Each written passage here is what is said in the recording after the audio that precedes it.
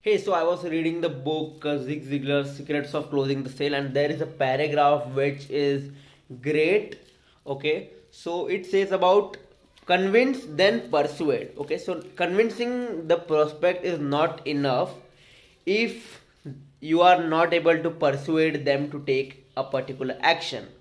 Okay, so once the prospect is convinced, we should know how to persuade them to take the action. So there's an interesting example that Zig Ziglar gave on this book. Let me explain you and let me tell you about that in very short, that you can understand. It was about Aristotle and Galileo. So they both were great thinkers at their time. They were considered scientists. So Aristotle theory was when you drop two objects of different weight from a height, then both objects will fall in the ground at different times. Okay, so he convinced the students and professors in the university, and also he persuaded them to make this theory available in the textbooks. But on the other side, Galileo tried to break this belief scientifically.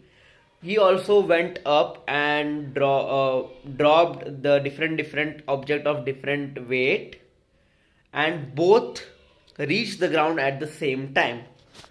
So again, Galileo also convinced the students and teachers, but he didn't persuaded them to take action. So what happened is, still now Aristotle weave is being taught on the university. So they both convince the students and teachers, but the theory the theory of Aristotle is only taught on the university. So this is how this is applicable in the same in the sales as well. Convincing the prospect is not enough if they are not taking action. If you are not able to persuade them to take action, it is all waste. So once the prospect is convinced from your product, from your benefits that your product give, then just persuade them to take action. Learn the persuasion.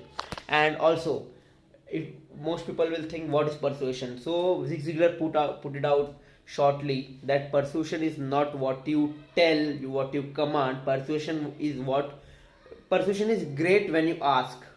Okay, so when we ask questions of belief breaking questions, then we are more able to persuade a person. Okay, so instead, if you tell let's take two scenarios. If you tell one person that your product is shit, your product is not good, if you improve the product, then you will sell more units. On the other side, if you just question them 3 to 4 questions, belief breaking question, then do you think if you increase the product you will increase the sales? He will think and he will tell yes. Do you think if that improved product, if your team sells that improved product multiple times, then you will increase sales? They will say yes. So if in this side, they are more persuaded by your thought when you ask them question instead of when you tell them. So this is the basic learning. First convince, then persuade. Don't forget